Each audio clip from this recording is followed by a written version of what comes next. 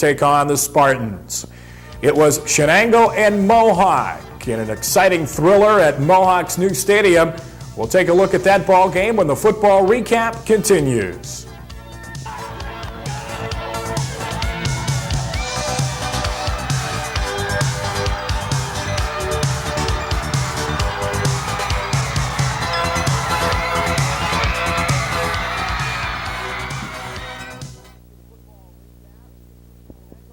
Welcome back to the football recap. It was Shenango Mohawk this past Friday night.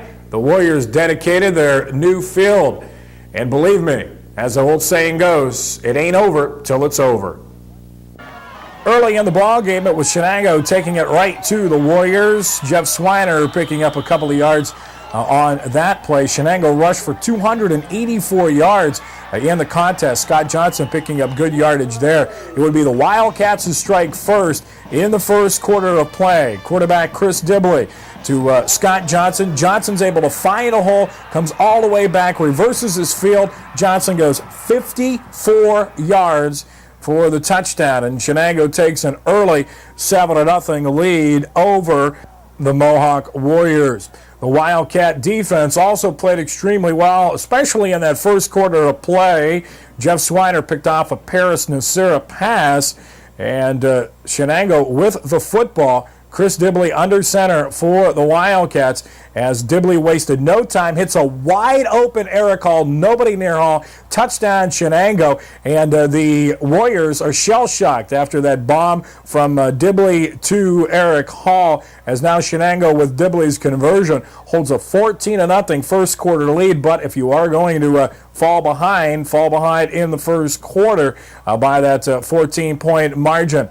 Dibley on the ensuing kickoff. The Warriors having their problems early as the Warriors let it go into the end zone, touchback, and Mohawk takes over on the 20-yard line. But the Warriors find it hard going on the ground. Shenango's defense tough in that first quarter of play. Host of Wildcats, including Jason Ativio, in on the stop for Shenango. The coaches love it for the Cats early. Chris Dibley, Shenango on offense to Scott Johnson. Now Johnson is able to bust this one all the way. However, this one comes back because of a penalty. But the Wildcats still lead it, as you see, by a score of 14-0. Mohawk trying to get something going offensively before intermission. Paris Nasira, the quarterback for Mohawk, this time the ball's fumbled, but the Warriors do recover. Shenango almost with a big break in that first half of play. A lot of injuries, too, in that first half. This was the most serious that we saw on the night. One of the Wildcats had to be taken off the field by stretcher. A lot of hard hitting during this contest, as we told you, several injuries taking place. Mohawk with the football, still trailing it 14-0. Paris Nasira finally makes something happen.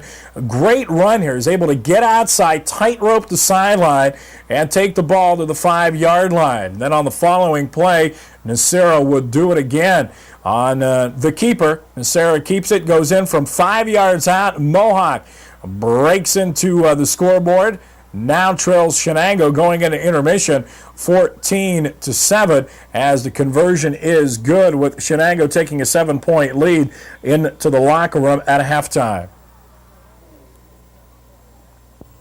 And with Shenango holding that slim 7-point advantage, the Warriors would receive the opening kickoff in the second half of play and pick up good yardage as they're able to get good field position early against Shenango.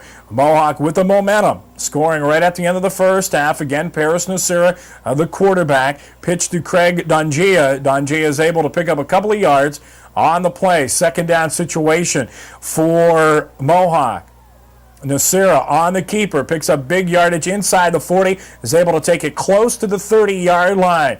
Now it's Mohawk with the momentum on their side. Shenango's defense, pressure is on them. Nasira under center again, as Mohawk trying to tie this ball game up. Nasira has all the time in the world, passes it to the far sideline. Craig Dongia is able to break a tackle, but fumbles the football loose, and the Wildcats come up with it, and that stops the Warrior drive right there. Wildcats did very little with the football in that third quarter of play. We see quarterback Chris Dibley, good fake here to Scott Johnson. The pitch goes to Jeff Swiner, but the Mohawk defense right there leading the charge. Darren Coast for Mohawk. The Warriors on offense. Paris Nasira with the football.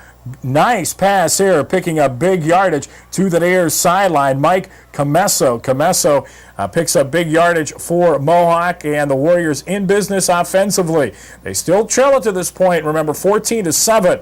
Handoff, picking up yardage for Mohawk here. Darren Coast rips off about 10 yards there. Now we're into the fourth quarter of play. Paris Nasira, fake. Drop back to pass, wide open. Bill Rogers in the end zone makes a great catch. Touchdown, 14-13. Now the two-point conversion for Mohawk. They elect to go for the two and take the lead. Nothing fancy, just hand off to Craig Dungia off right tackle. He gets into the end zone.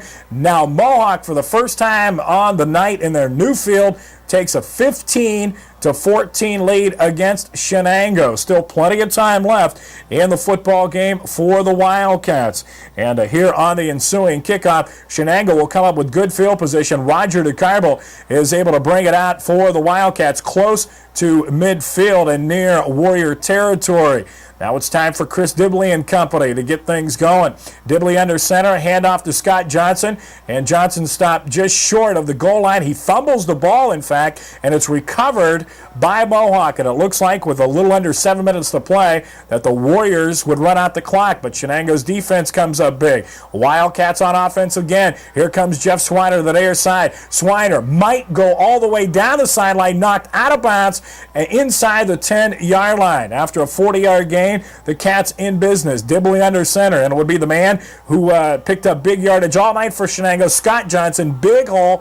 Wildcats missed the two-point conversion. It's very important, 20-15, but still plenty of time left for the Warriors. And you won't see this executed any better than this. Watch this. Triple reverse. There's 1, 2, and the fake, and there's 3. Craig Dungia down to their sideline, inside the 50, all the way down to the Shenango 40-yard line. Now we'll see that again. Watch it. 3 reverses on this play. There's the first one, the fake to the second one, and there's Craig Dungia picking up a big yardage. Great call by Archie Donofrio and his staff, almost breaking it, Dungia all the way for the touchdown. But the Wildcat defense stops the Warriors on the 1-yard line. Despite the loss, Archie Donofrio had all praise for his ball club. I'm very proud. I mean, you can't expect more out of high school kids than what we got out of our kids tonight. I mean, they had their backs to the wall. Shenango came out 14-0. Everybody's, they felt, well, we're just going to quit. Shenango's up and that's going to be it. And these guys never entered their mind to pack it in. The sidelines was excited. Everybody was ready to go.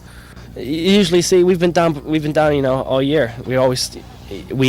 Our team is it's like a train. We start rolling, we just build up to the fourth quarter, and stuff like that doesn't bother us. We get down, we just keep on rolling. We don't get too high, we don't get too low. I knew before they simply weren't playing up to their capability, and tonight we jumped on them quick and let down a little bit, and it just shows you that they didn't let down. They kept coming back, and they had our back against the wall the rest of the night, and we were fortunate to get out with a victory. Well, we did know that they'd probably be a little bit more fired up than we were, but then we just come up here and did what we had to do. We thought we did a pretty good job. Mohawk will host the Union Scotties Friday night. Meanwhile, the Shenango Wildcats will try to remain undefeated in Tri-County North play when they take on the 2-0 Laurel Spartans Saturday evening. Stay tuned. We'll have more on the football recap next.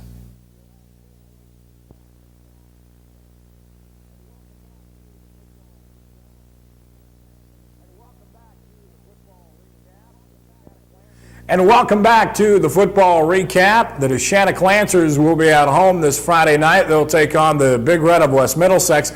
The Lancers saw their 2-game winning streak come to an end this past weekend when the Wilmington Greyhounds posted their first win of the season. Final was 20-0. Well, as always, we would like to hear from you. If you have any comments on our program, take a few minutes to jot down a couple of words on a postcard and send them to the address on your screen. Well, this certainly should be one of the best weekends in area high school football. The Newcastle Red Hurricane will open up MAC conference play on the road against undefeated Montour. We'll have highlights of that ball game. But the big one Saturday night at Glenn Pop Johnson Field. Both teams undefeated in Tri-County North play when the Shenango Wildcats will host the Laurel Spartans. Next week we'll have highlights of that game for you, as well as Neshannock's homecoming. The Lancers, as we told you earlier, hosting the Big Red of West Middlesex. So join us again next Wednesday for all the exciting action of area high school football. For the Football Recap, I'm Ken LeBove.